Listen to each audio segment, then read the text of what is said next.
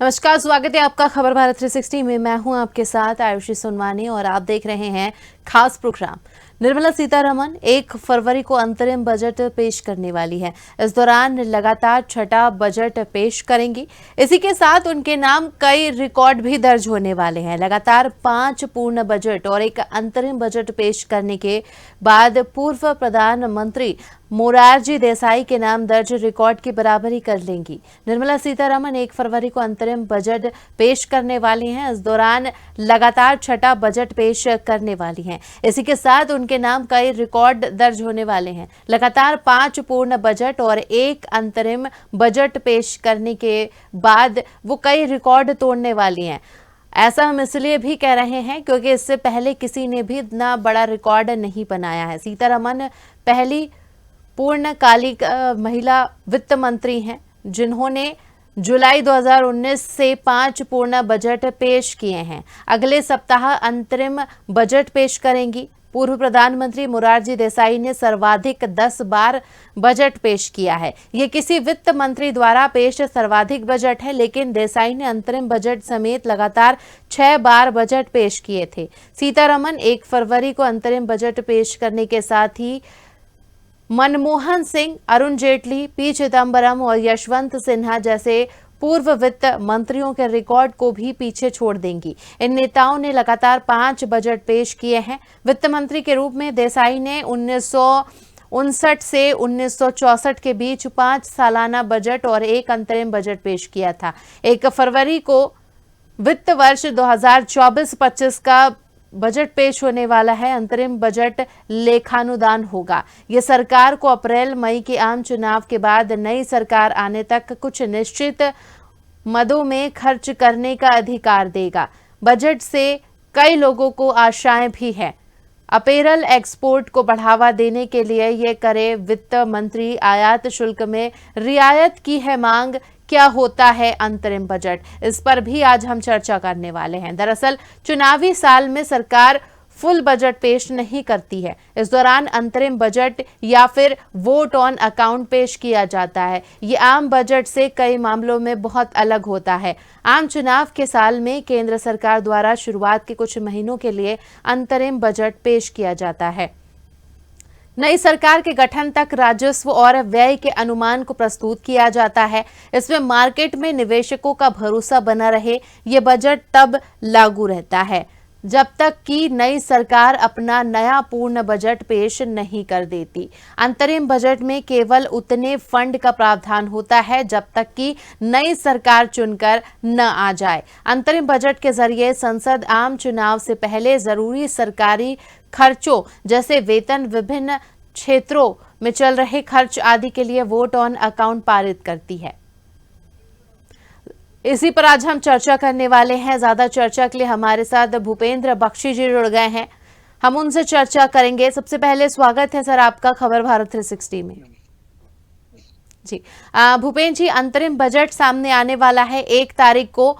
इसको लेकर जिस तरीके से हम बात कर रहे हैं, उम्मीदें जो हैं वो बहुत ज्यादा है, लेकिन वित्त मंत्री साफ कह चुकी हैं अपने बयान में कि इस बजट से ज्यादा उम्मीदें न रखी जाए। नहीं, ये एक बात यह है कि भारत सरकार ने एक विश्व रिकॉर्ड कायम किया है कि इतने कम समय में जितने 75 सालों में जितने हथियार खरीदे गए वो ये इन मैंने 9 साल की अवधि में इतने हथियार खरीदे गए।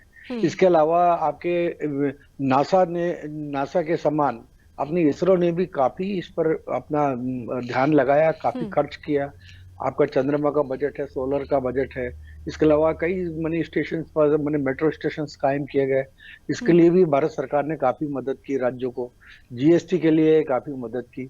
और भी आपके परिवहन के क्षेत्र में दिन प्रतिदिन कार्य हो रहे हैं। आपने देखा अयोध्या में भी हाल ही में इसका उद्घाटन हुआ, मतलब एरोड्रम का। उसी तरह के मेडिकल कॉलेज, एम्स कॉलेज और कई योजनाओं का शुभारंभ हुआ। ये एक रिकॉर्ड तोड़ दिया पूरा। जितने 75 साल के कम समय में जितना कार्य नहीं हुआ, ये 9 वर्ष के कार्यकाल में इतना कार्य हुआ। अब जो कार्यकाल शुरुआत कर दी गई, प्रारंभ कर दिया गया, उस बीच में तो छोड़ा नहीं जा सकता।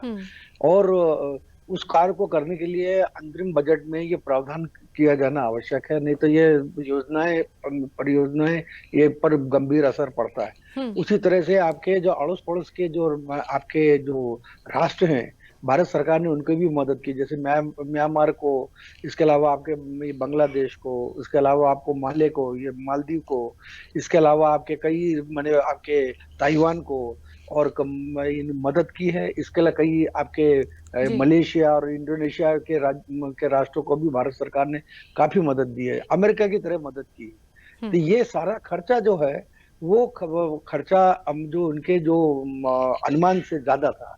दूसरी बात, इसके बावजूद भी कोरोना काल में भी भारत सरकार का काफी पैसा व्यय हुआ, जनता से उन्होंने नहीं लिया, उसका निश्चित ही उनको प्रभाव उसका आपके लिए आम चुनाव में पड़ेगा।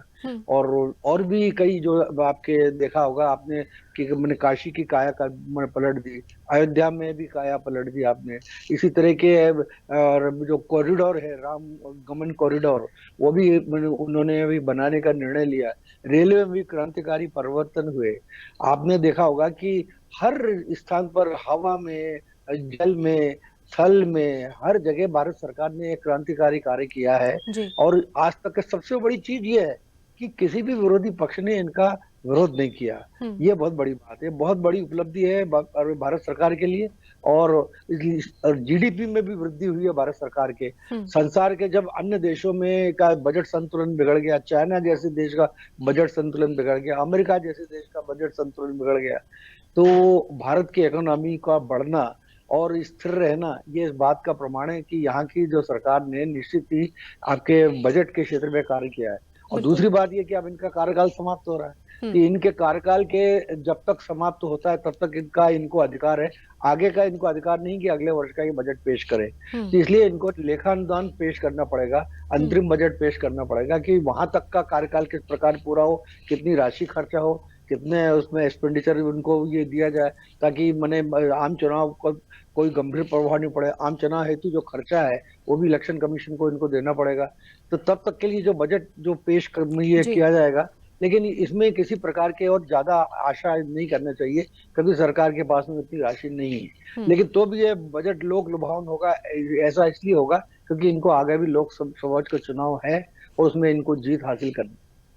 बिल्कुल। बख्शी जी, अगर हम बात करें तो अभी हमने जिक्र किया अंतरिम बजट का, लेकिन अगर हम बात करें, हमारे दर्शक, ऐसे कई दर्शक होंगे जो अभी भी असमंजस की स्थिति में होंगे। वो ये सोच रहे होंगे क्योंकि अमूमन लोगों को ये नहीं पता होता कि आम बजट और अंतरिम बजट दोनों अलग अलग होते हैं।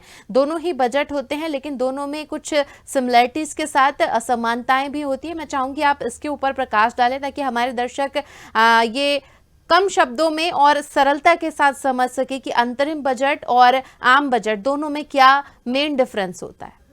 ये बजट का मतलब होता है an estimate of income and expenditure A set period of time, एक विशेष समय के लिए जो आपके इनकम और एक्सपेंडिचर का जो आय व्यय का जो लेखा जोखा है उसे हम बजट कहते हैं। और उसी तरह से जो अंतरिम बजट जो होता है, अंतरिम बजट वो होता है कि जैसे आपने बजट पेश किया साल भर का और वो उसकी राशि 9 महीने में ही समाप्त हो गई, लेकिन जो बाकी के जो 3 महीने में वो राशि कहाँ से आएगी, उसके लिए एक मैंने आपके लेखा अनुदान प्रस्तुत करते हैं, अंतरिम बजट पेश करते हैं, ताकि वहां तक के जो सीढ़ी पार कर सके। क्योंकि जो अनुमान लगाते हैं उससे ज्यादा खर्च भी हो जाता है या फिर पैसा बचता नहीं है, कई योजनाएं ठप पड़ जाती है यदि पैसे का अभाव में, तो हमें अनुदान मैंने अंतरिम बजट पेश करना पड़ता है। वैसे बजट जो है 3 प्रकार के होते हैं, एक सरप्लस बजट, दूसरा आपका ये बैलेंस बजट और तीसरा डेफिसिट बजट।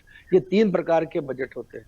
बस सिंपल सा तरीका है कि आय व्यय का लेखा जोखा एक विशेष समय के लिए जो पेश किया जाता है उसे बजट कहते हैं। और बजट के जो प्रावधानों में जो कमी आ जाती है, जो योजनाओं में कमी आ जाती है, तो सरकार अंतरिम बजट पेश करती है ताकि उसे मैंने मार्च के महीने तक किसी तरह सरकार चल सके और 1 अप्रैल से नया बजट लागू हो सके। ये ध्येय होता है। जी बिल्कुल।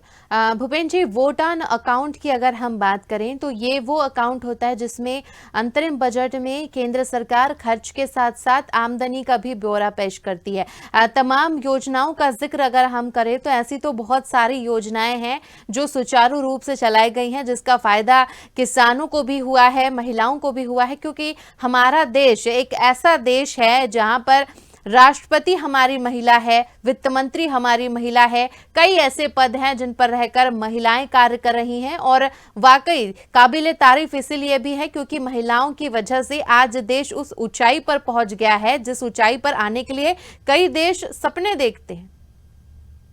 ये महिलाओं को एक बात महिला अर्धांगिनी कहते हैं। महिला बेटी भी है, महिला पुत्री भी है, महिला विभिन्न रूपों में घर का कार्य करती है। आपने देखा होगा कि महिला शक्ति केवल इस देश में पूजनीय है और महिलाओं के जो पास में जो अब उपेक्षा की जाती है संसार में, जबकि महिलाओं की संख्या 52 या 53% होती है और पुरुषों की संख्या हमेशा कम होती है। हर देश का यही रिवाज है। यदि होता यह है कि हम महिलाओं पर ध्यान नहीं देते, यदि महिलाओं पर ध्यान दिया जाता तो निश्चित ही उस देश की प्रगति होती। यूरोप में कंट्रीज में क्या हो रहा है कि वहाँ महिलाएं बहुत आगे हैं, पुरुषों के समान कंधे से कंधा मिलाकर कार्य करती है, इसलिए आज यूरोप पूरे संसार पे राज करता है। अफ्रीकन कंट्रीज में इसका जस्ट उल्टा है। वहां पर क्या बोलते महिलाएं बहुत पीछे हैं, शिक्षा के क्षेत्र में पीछे, हर क्षेत्र में पीछे। अरब की तो बात ही खत्म हो गई। अरब ने तो पूरा अपने घर में महिलाओं को कैद करके रखा है, इसलिए वहां महिलाओं को उतनी तवज्जो नहीं दी जाती है। नतीजा ये देश है कि अरब देश पूर्णतः यूरोप पर निर्भर है, दूसरे अन्य देशों पर निर्भर है, इसलिए एशियाई देश उनकी मदद करते रहते हैं और उनके यहाँ पर कुछ होता भी नहीं।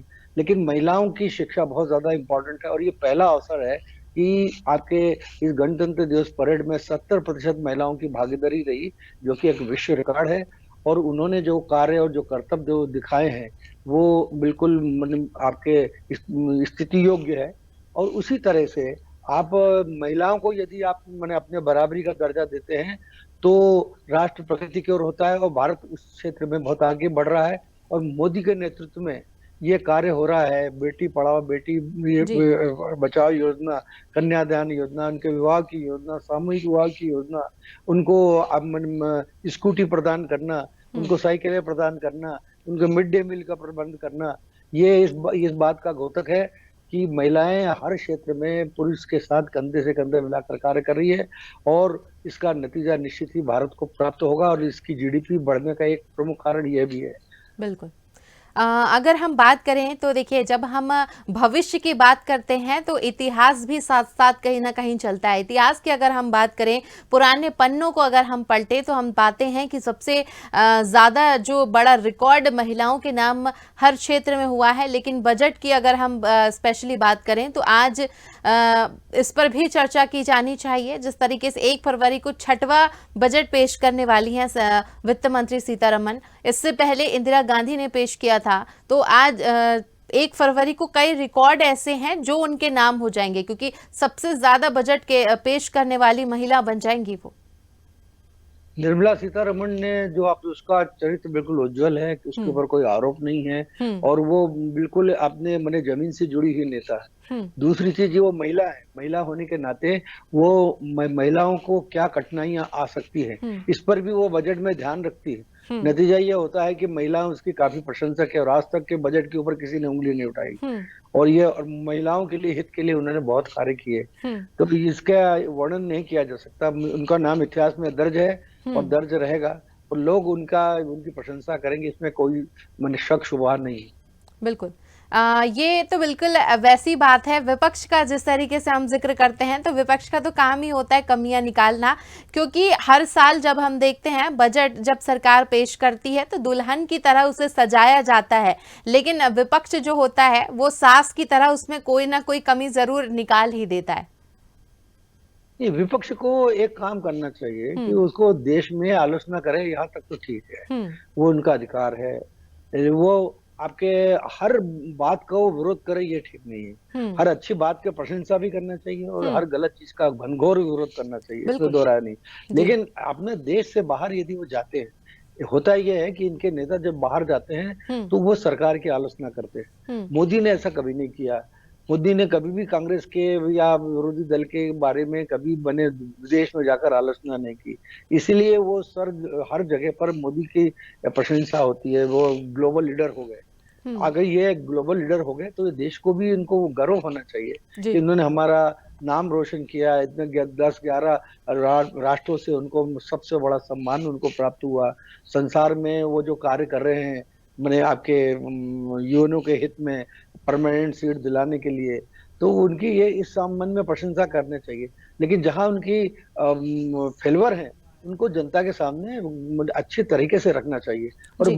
संसद का बहिष्कार करने के बजाय संसद में मैंने अच्छा वाद विवाद हो और तर्कपूर्ण वाद विवाद हो और सरकार की कमियां उसमें उजागर हो, हम्म। तभी सरकार की नींद खुलेगी। अन्यथा ये सरकार भी निरंकुश हो जाएगी। हम्म। सरकार को निरंकुश होने से बचाने के लिए विरोधी पक्ष का सशक्त होना बहुत जरूरी है। बिल्कुल। अगर हम बात करें बजट की तो भूपेंद्र जी इस बार जो है पूर्ण बजट पेश नहीं होगा, लेकिन चुनावी साल होने की वजह से माना यह जा रहा है कि कई लोक लुभावन घोषणाएं भी हो सकती हैं। आप अपनी दृष्टि से कैसे देखते हैं इस बजट को, और आपके अनुसार कौन कौन सी ऐसी घोषणाएं हैं जिनकी होने की उम्मीदें आपको नजर आ रही हैं?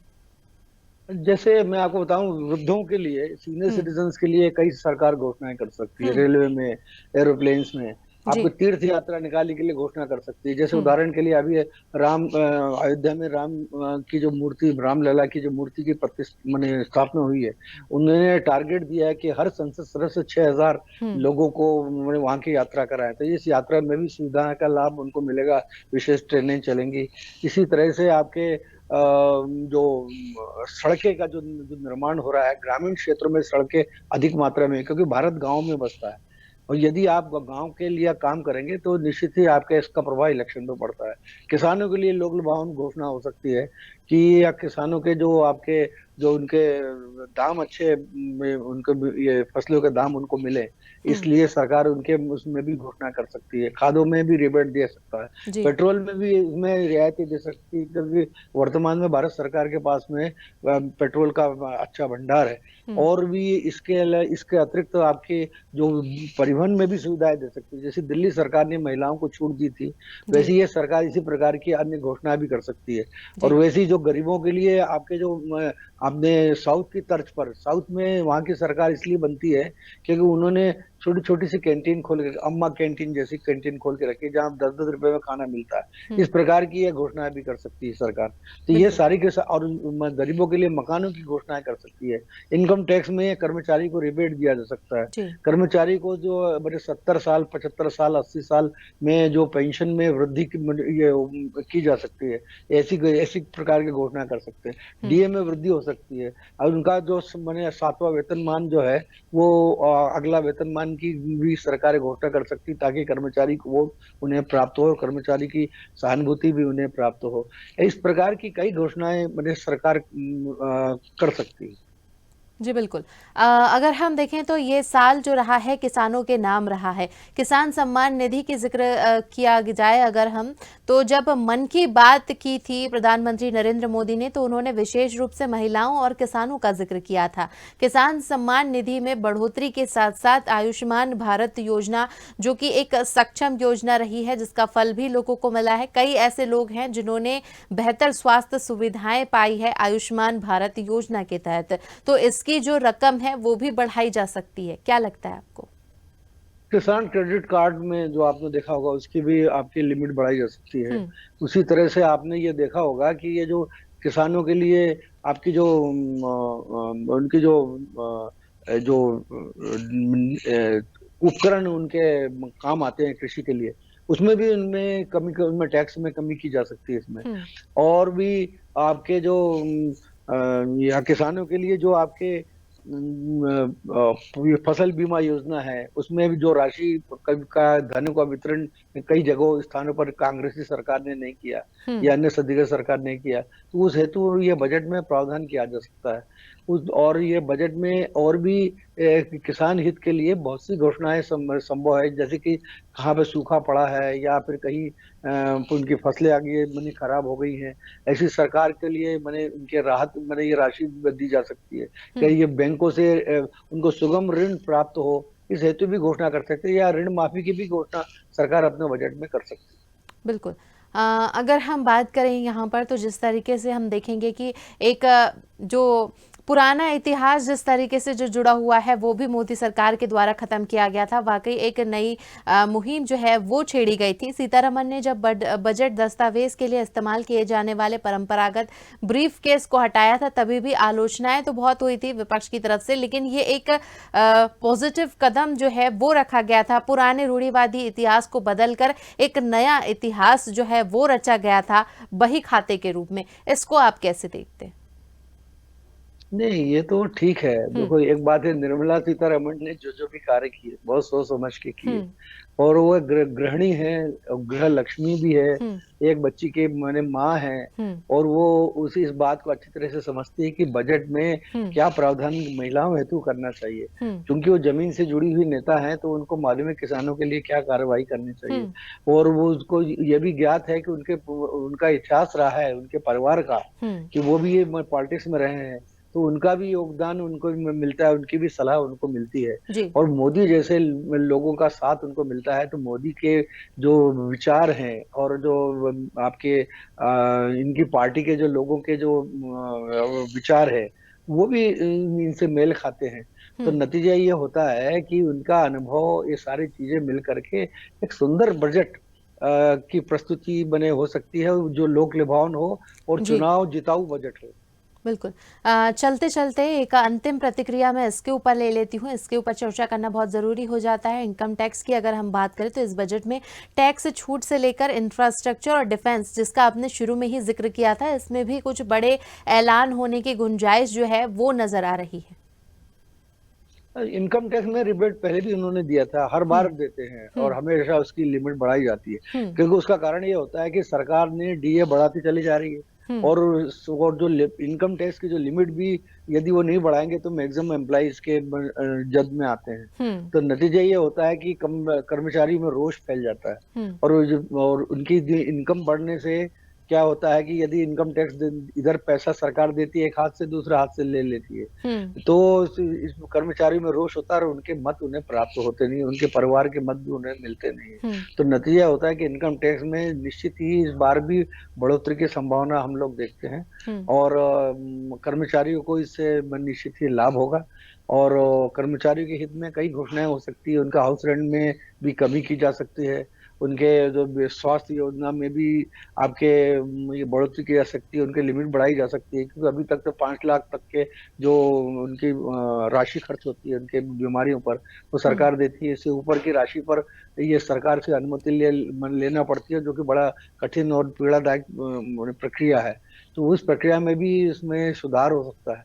इस तरह के कई छोटे मोटे सुधार हम ये उनको करने होंगे, ताकि इन सभी वर्गों का उनको समर्थन प्राप्त हो।